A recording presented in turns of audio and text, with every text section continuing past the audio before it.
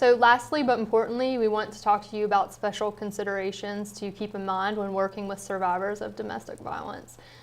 Domestic violence survivors face barriers that an individual without having suffered domestic violence might not face whenever they go to court to deal with custody or visitation. We're not going to go through the whole list, but things that come up are, the survivor might not be working as a result of their victimization, or they might not have transportation, or they may have used or tested positive for drugs in the past. None of those factors taken alone necessarily means that the person is unfit to parent their child, and generally could be explained away because of their victimization. So your role as the attorney is to educate the judge and the guardian ad litem and all of the parties involved in the litigation as to why the survivor might be facing those barriers, so it's really important to have a good working knowledge of domestic violence and the impact of domestic violence on any individual's life. One way that you could educate yourself on domestic violence is by visiting the American Bar Association's website for the Commission on Domestic Violence. They have a document that I think is really helpful called the Standards of Practice, and it lays out the standards of practice for working with survivors of domestic violence. Also, you should know that accusations of adultery are very common in domestic violence relationships, and certainly doesn't mean that it's true. When you have those control issues in a relationship, one thing that makes the abuser feel like he or she is losing control is that fear of them leaving the relationship for another relationship. And so that is a very, very common accusation. Of course, sometimes it is true, just like in every other population, but many times it's not true, and many times that victim has been accused of it multiple times. Just a few other things that we want you to think about.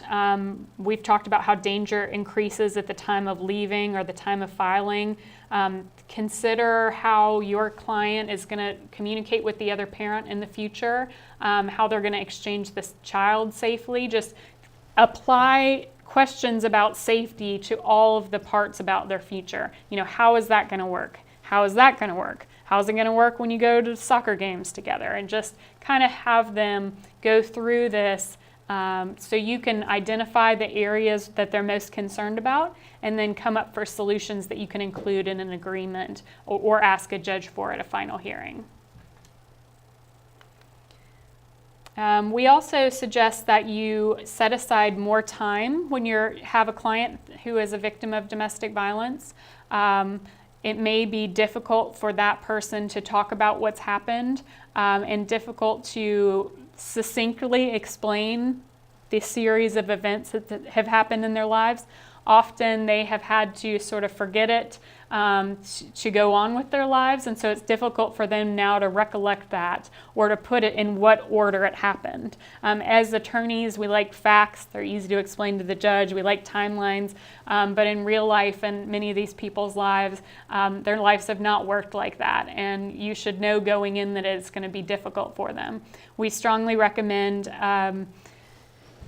suggesting that they have therapy because they are having a big life change. They have some issues to work on for future relationships, of course, and when they have children, they're going to have to figure out how to safely work with the abuser as well. So there's many issues that can be worked through with the help of a therapist. And the way I like to talk to my client about that is just by saying, I'm not a licensed therapist, so I would be doing you a disservice if I tried to dispense those services to you. I'm not a social worker, but what you can do is be knowledgeable about the services that are available in your area so that when you do work with domestic violence survivors, you know the appropriate person or agency to which you should refer the person that you're working with. I think the most important thing with survivors is just for them to know that you're hearing them. As long as they feel heard, I feel like that makes your relationship in working with a survivor much more conducive to a result that they'll be happy with in the end.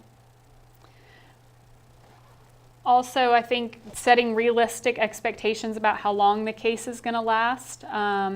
Survivors have often been going through the same type of abuse and cycles of abuse for years and are ready for it to be done, as are many other people who go through family court. But the reality is that this is a long process, and it's not going to be quick. And so I try to tell my clients that multiple times just to set the expectation. Also, many of my clients don't feel like justice is found in family court, and so that's something I try to tell them up front too. Family court is about the best interests of the children. The judges are focusing on those children and their relationship with both parents. So at the end of the day, it may not seem like a fair result for my client that the other party has a lot more visitation than they thought that person deserved. But that's not the goal of the family court, to create justice. The goal of the family court is to focus on the best interests of those children. I think too, you want to talk, so domestic violence survivors, like all of us, have myriad issues that they're working through. And I've actually never worked with a survivor of domestic violence or sexual assault who did not have more than one issue where the legal system might be able to assist them. So there are screening tools that you can find on the internet. You can find them on the ABA's Commission on Domestic Violence website. The Victims' Rights Law Center is an amazing resource. But I would get comfortable talking with your client about, what about school or work, or how are your finances? Those questions sometimes will reveal something that you might, as an attorney, with which you might be able to assist that survivor. And it's really great that you're taking this course and taking the time to learn about this, because the biggest issue is there simply are not enough attorneys available to work with survivors of domestic violence, and their overwhelming primary need is assistance in family court. And I don't think we can stress that need enough. We've listed a few resources, and add to that what Lindsay's mentioned about the ABA domestic violence programs. SCADVASA is South Carolina Coalition Against Domestic Violence and Sexual Assault. Their phone number's there, and they have members in every county, that cover every county. There's also the National Domestic Violence Hotline, which is a 24-hour hotline that can be called anytime by a victim. South Carolina Legal Services, we have grants to help us represent victims of domestic violence. That number I provided is our intake service. Victims Assistance can offer some financial assistance as a payer of last resort for some medical injuries, and also can help with counseling. And finally, I wanted to mention unemployment benefits. There are some very little known benefits that are available through the unemployment office for some circumstances, such as when a domestic violence victim has to leave their job because of physical abuse. There is some proof required to get those, but you as the attorney could help. And it's just another example of what Lindsay's saying, that these clients often have multiple problems that they need help with. We really appreciate your attention today, and we hope you use this information to help survivors of domestic violence.